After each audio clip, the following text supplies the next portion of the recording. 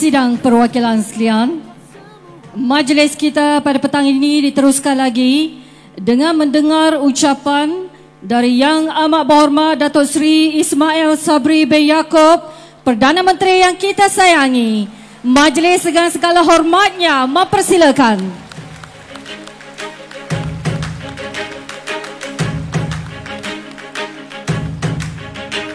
Barisan Nasional, barisan kita.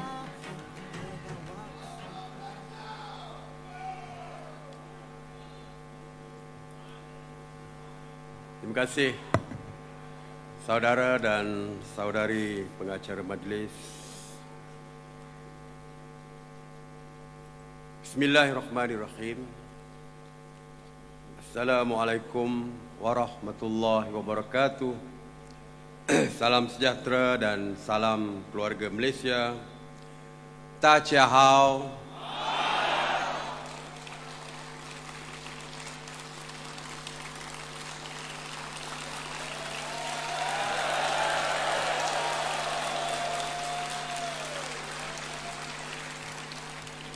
Yellarkum Wanakam.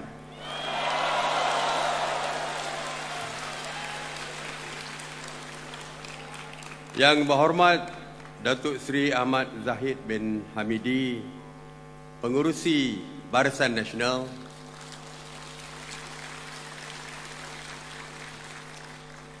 Yang berhormat Datuk Seri Utama Haji Muhammad bin Haji Hassan, Timbalan Pengerusi Barisan Nasional, Naib-naib Pengerusi Barisan Nasional, Yang berhormat Datuk Seri IR Dr. Wee Ka Siong, Presiden MCA, yang berbahagia, bukan yang berbahagia, Tuan yang terutama, Tan Sri Datuk Sri S.A. Wigneswaran,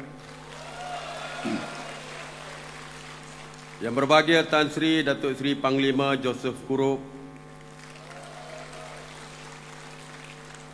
Datuk Seri Wiki, Presiden MIC, Tan Sri Panglima Joseph Kurup, Presiden PBRS, Yang berhormat Datuk Seri Muhammad Najib bin Tun Abdul Razak, Pengerusi Lembaga Penasihat Barisan Nasional, Yang berhormat Datuk Seri Diraja Dr. Zamri Abdul Kadir, Setiausaha Agung Barisan Nasional, Yang berhormat Datuk Seri Syamuddin Tun Hussein, Bendahari Agung Barisan Nasional, Yang berhormat Datuk Seri Dr. Nur Aini binti Ahmad, Ketua Wanita BN, Yang berbahagia Datuk Dr. Ashraf Wajdi bin Haji Dusuki, Ketua Pemuda BN, Yang berhormat, yang berbahagia ahli-ahli Dewan Tertinggi Barisan Nasional, Yang berhormat, yang berbahagia ahli-ahli Majlis Tertinggi Parti Komponen Barisan Nasional, rakan-rakan presiden-presiden serta kepimpinan rakan-rakan Barisan Nasional ataupun Friends of BN. Seterusnya, yang berhormat, yang berbahagia pengerusi Barisan Nasional negeri-negeri, bekas pemimpin Barisan Nasional. Seterusnya, tuan-tuan, puan-puan, keluarga Barisan Nasional yang saya kasihi sekalian.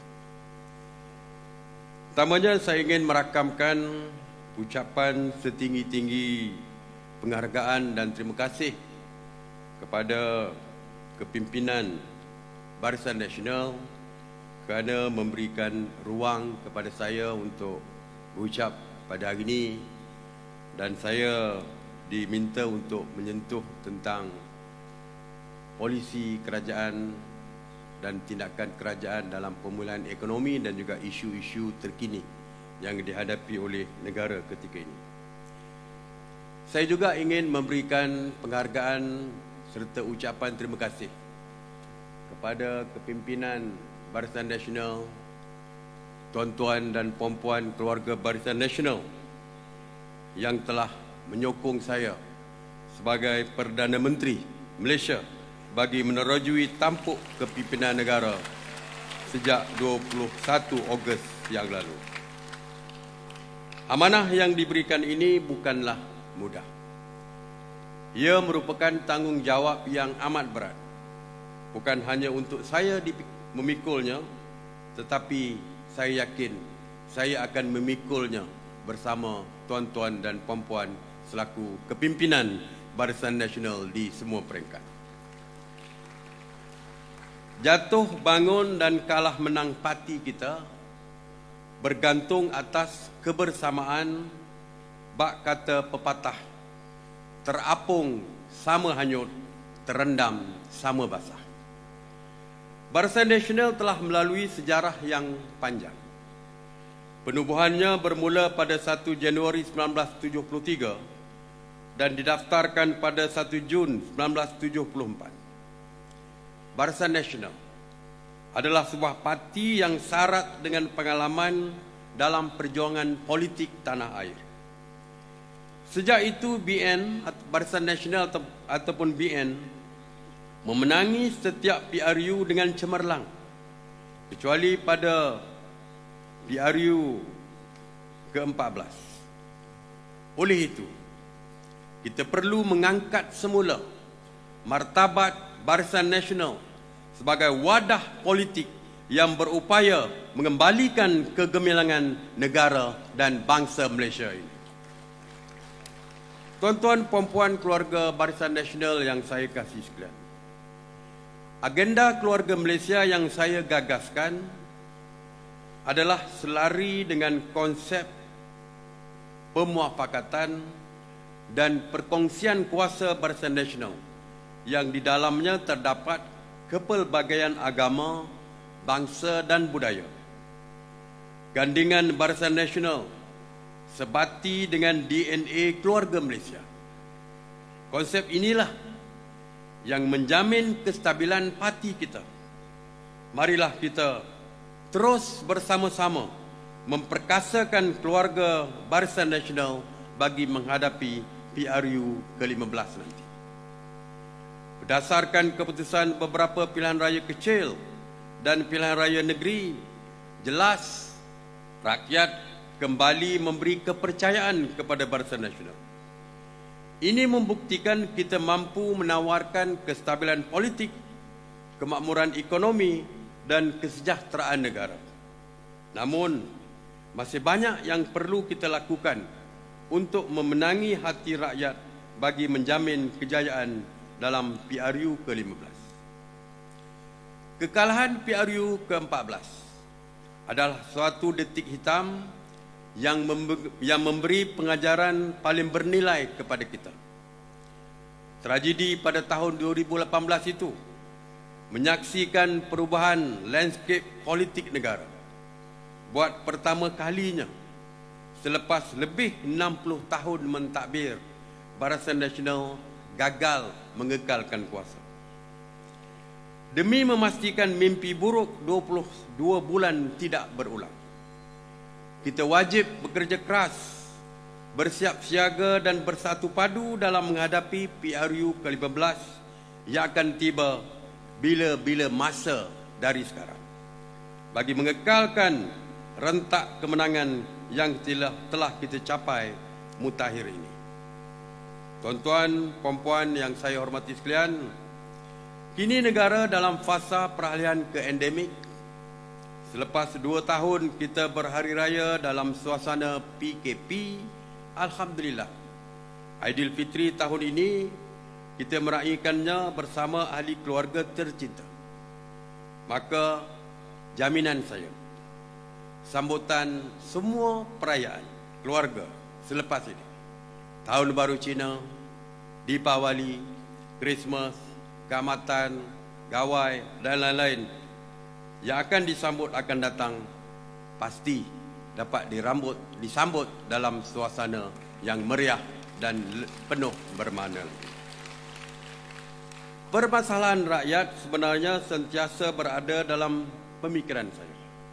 Saya sedar sejak negara dilanda pandemik COVID-19, kehidupan rakyat telah terhimpit dan sekarang kita dalam fasa pemulihan.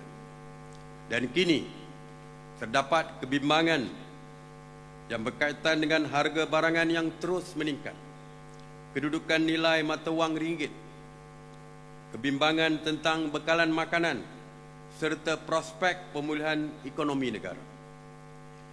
Sebagai ekonomi yang terbuka dengan nilai keseluruhan perdagangan luar merangkumi hampir 120% daripada KDNK, Malaysia tidak terkecuali daripada mengalami kesan ketegangan geopolitik dan perubahan iklim dunia.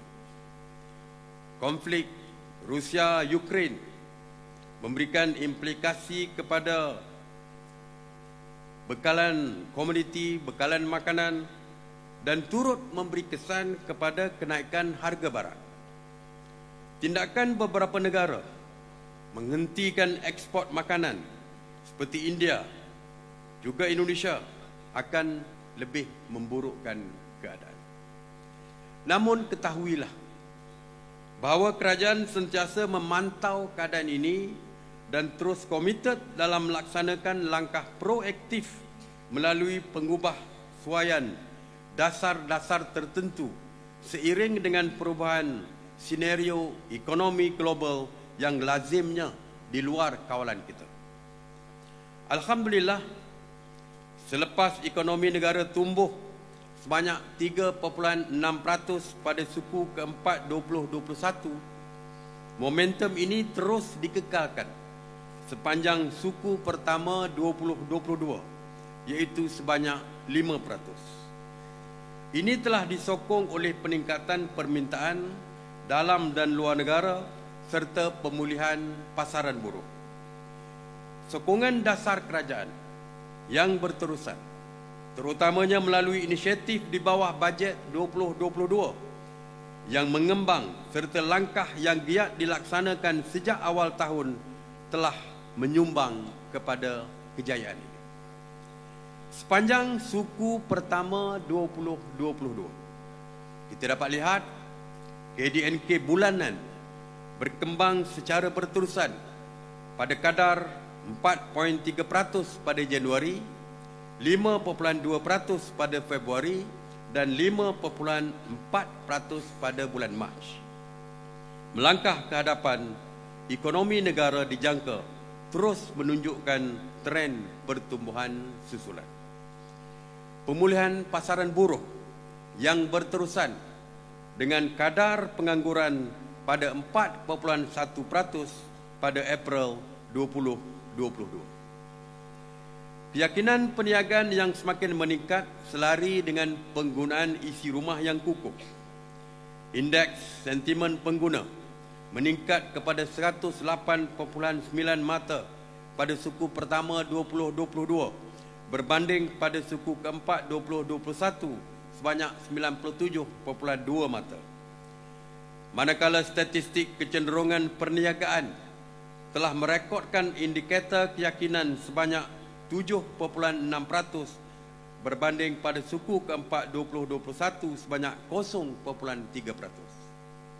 Peningkatan nilai jualan sektor pembuatan sebanyak 13.9% kepada 144.6 bilion ringgit serta jualan perdagangan borong dan runcit yang berkembang kepada 9.8% kepada 123.8 bilion ringgit pada Mac 2022.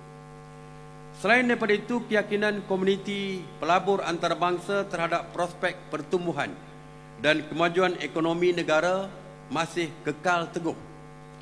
Tidak kira dari sudut pelaburan langsung asing bersih, perdagangan luar mahupun pelaburan di pasaran saham, keyakinan tersebut jelas digambarkan baru-baru ini.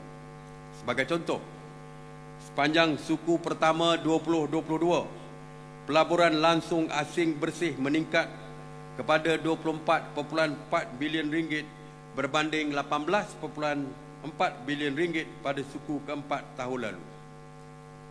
Jumlah perdagangan luar berkembang sebanyak 23.6% kepada 624.9 bilion ringgit, manakala aliran masuk bersih dana asing kekal konsisten dalam jumlah 7.2 bilion ringgit setakat ini. Saya ingin maklumkan, sewaktu lawatan saya ke Amerika Syarikat, negara telah berjaya menarik FDI baru bernilai 16.52 bilion ringgit. Manakala dalam lawatan saya ke Jepun baru-baru ini, Perdana Menteri Fumio Kishida telah bersetuju untuk meningkatkan tahap hubungan diplomatik yang akan memberi manfaat besar kepada keluarga Malaysia dan berjaya membawa pulang pelaburan baru yang diluluskan bernilai 8 bilion ringgit. Tuan-tuan dan puan-puan keluarga Barisan Nasional yang saya kasihi sekalian, alhamdulillah, pada tahun ini ekonomi negara dijangka akan terus berkembang. Peralihan fasa ke endemik dan pembukaan semula sempadan antarabangsa pada 1 April lalu telah meningkatkan ketibaan pelancong. Ia turut menambah baik aktiviti perdagangan dan perniagaan serta memacu pemulihan yang kukuh dalam sektor perkhidmatan. Selain daripada itu, pengeluaran khas daripada KWSP sebanyak RM10,000 dan bayaran bantuan keluarga Malaysia telah merancakkan penggunaan isi rumah dan terus membantu pemulihan ekonomi. Bajet 2022 yang mengembang dan penyambungan semula projek yang mempunyai kesan pengganda tinggi akan membantu mengekalkan pertumbuhan disokong oleh pelaksanaan program pembangunan di bawah RMK ke-12. Dengan permintaan luar yang kukuh daripada rakan dagangan utama, ekonomi negara dijangka akan berada di landasan untuk mencapai unjuran pertumbuhan antara 5.3% hingga 6.3% pada tahun 2022. Ini seiring dengan unjuran daripada IMF dan juga Bank Dunia, iaitu masing-masing sebanyak 5.75% dan 5.5%. Namun begitu, kerajaan mengambil pendekatan berhati-hati terhadap perkembangan global terkini yang berpotensi menjadi risiko kepada pertumbuhan. Sebagai contoh, ketegangan geopolitik telah mengakibatkan tekanan ekonomi dalam pelbagai aspek, terutamanya peningkatan dalam inflasi global berikutan harga komoditi yang terus meningkat. Menurut IMF, inflasi akan meningkat sebanyak 5.7% bagi ekonomi negara maju dan 8.7% bagi negara-negara membangun. Walau bagaimanapun, inflasi Malaysia dijangka berada pada tahap 2.2% dan 3.2% tahun ini berbanding 2.5% pada tahun 2021. Ia sejajar dengan unjuran IMF sebanyak 3.0%, iaitu nilai yang paling rendah di kalangan negara-negara ASEAN. Kita yang terbaik dari segi menguruskan inflasi. Ini merupakan hasil pendekatan kerajaan yang melindungi seluruh keluarga Malaysia daripada beban kenaikan harga barangan melalui pelbagai subsidi yang diperkenalkan, yang dijangka pada tahun ini mencecah 71 bilion ringgit. Saya memberi jaminan keutamaan kerajaan dalam jangka masa sederhana adalah untuk melaksanakan pembaharuan struktural yang akan meningkatkan potensi, daya tahan dan prospek ekonomi negara serta menjadikan Malaysia sebagai destinasi pelaburan yang menarik. Secara keseluruhan, langkah dan komitmen kerajaan ini akan menggalakkan pertumbuhan ekonomi yang lebih mampan dan inklusif untuk seluruh keluarga Malaysia. Tuan-tuan dan puan-puan, seperti saya sebutkan tadi, isu terkini adalah isu bekalan dan juga isu kenaikan harga barang. Kerajaan telah pun mengumumkan beberapa tindakan jangka pendek.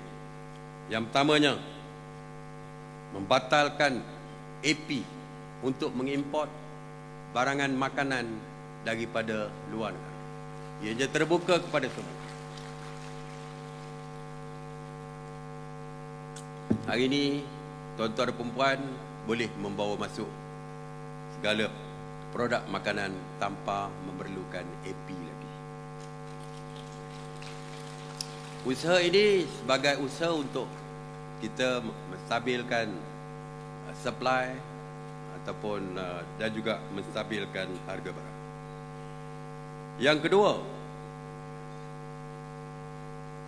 Yang kedua adalah kerajaan akan memperkenalkan sumbangan keuangan terus kepada rakyat, terutamanya golongan B40 akibat daripada kenaikan harga barang. Apabila kita memperkenalkan subsidi untuk memastikan harga ayam tidak dinaikkan, saya di Malaysia ini harga apa pun boleh naik, jangan harga ayam. Harga ikan kembung RM15 sekilo, dia orang tak bising, rakyat tak bising. Tapi harga ayam, rakyat akan marah. Kalau dibiarkan harganya diapung ataupun difloatkan harga tersebut, harga ayam ketika ini mungkin berharga RM12 sekilo. Tetapi kerajaan bagi memastikan harga ayam tidak dinaikkan, memberikan subsidi kepada penternak bagi memastikan harga ayam terus kekal pada RM8.90. Dan kerajaan berbelanja sebanyak RM720 juta untuk memastikan harga ayam tidak dinaikkan. Walau bagaimanapun ramai di kalangan penternak tidak menuntut bayaran subsidi yang dikeluarkan. Berbagai-bagai isu dibangkitkan. Oleh itu, mulai 1 Julai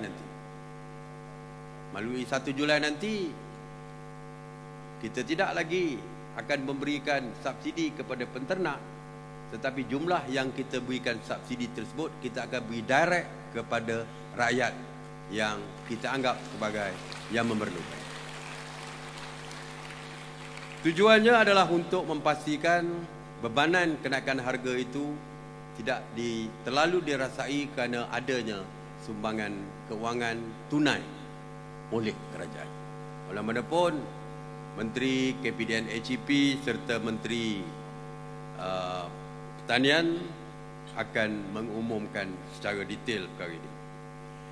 Kerajaan juga menggalakkan supaya industri agro makanan ini dipergiatkan, supaya kita semua terlibat di dalam industri agro makanan ini, termasuk pemeliharaan ayam, menanam jagung untuk makanan ayam dan sebagainya.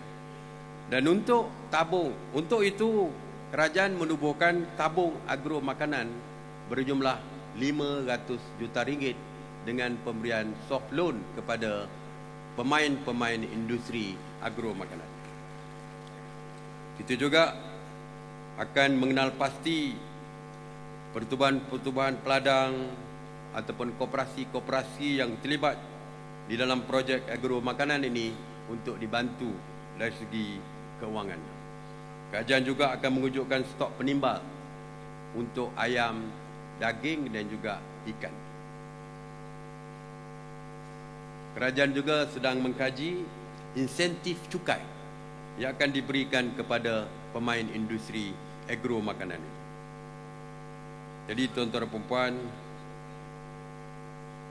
kerajaan juga telah pun menyekat ekspor ayam ke luar negara sebanyak 3.6 juta ekor sebulan, kerana yang penting bagi kita adalah rakyat kita sendiri.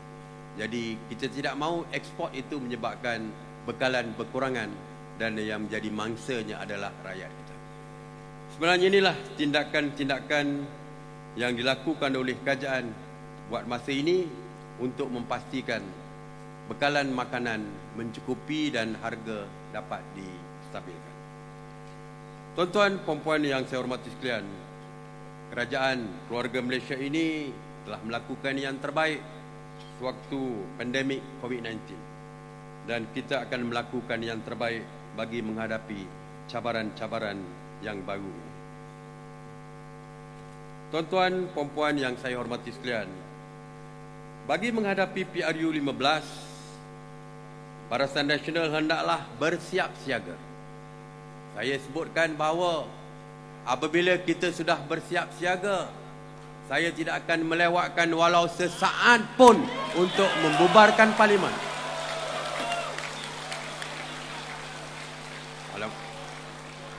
Seperti yang telah dipersetujui, oleh Perhimpunan Agung UMNO, bahawa saya akan berbincang dengan top 5 di dalam UMNO, akan berbincang di dalam mesyuarat majlis tertinggi, dan hari ini saya setuju kita akan bincang dengan kepimpinan Barisan Nasional di dalam menentukan tarikh itu.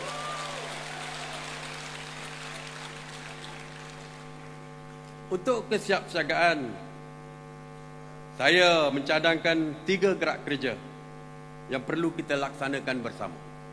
Iaitu yang pertama, Barisan Nasional hari ini harus sentiasa berusaha mencapai budaya kerja kelas pertama. Kerja kelas pertama ini ditafsirkan sebagai berpasukan, berdisiplin dan kesetiaan kepada parti.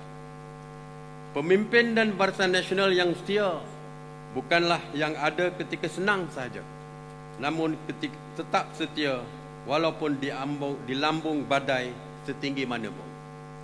Kita mengucapkan terima kasih dan tahniah pada MCA, MIC, PBRS dan rakan-rakan BN kita yang tidak meninggalkan Barisan Nasional walaupun kita kalah dalam PRU ke-14 bawah itu. Saya kira yang berada dalam Dewan ini sudah teruji kesetiaannya. Tuan-tuan dan puan-puan telah teruji kesetiaannya. Seinci pun tidak berganjak dari parti walaupun berdepan dengan ugutan, tekanan, ancaman mahupun tawaran yang menggiurkan. Elemen kedua, ingin saya tekankan, Barisan Nasional perlu memenangi hati rakyat. Saya sebagai Perdana Menteri akan memastikan dasar-dasar yang menguntungkan rakyat. Selain daripada itu, perkhidmatan yang terbaik harus diberikan kepada rakyat. Kerajaan sentiasa cakna, mengambil berat, mencari inisiatif terbaik dan segera menyelesaikan masalah setempat. Elemen ketiga, merangka formula strategi kemenangan pilihan raya umum ke-15. Strategi ini perlu fokus kepada pemantapan jentera pilihan raya di antara parti komponen. Justru bersempena Konvensyen Barisan Nasional ini pada hari ini adalah penting untuk kita memperbaharui ikrar kita. Ikrar kita kepada rakyat keseluruhannya. Ikrar kita untuk menjadi yang terbaik. Ikrar untuk meneruskan kelangsungan perjuangan memertabatkan negara dan negara yang tercinta Malaysia ini. Marilah kita sama-sama sematkan dalam jiwa dengan ikrar dan tekad penuh jitu untuk memperkukuhkan kerjasama antara parti komponen. Kita juga perlu jauhi anasir-anasir luar yang sentiasa menanam bibit perpecahan sesama kita.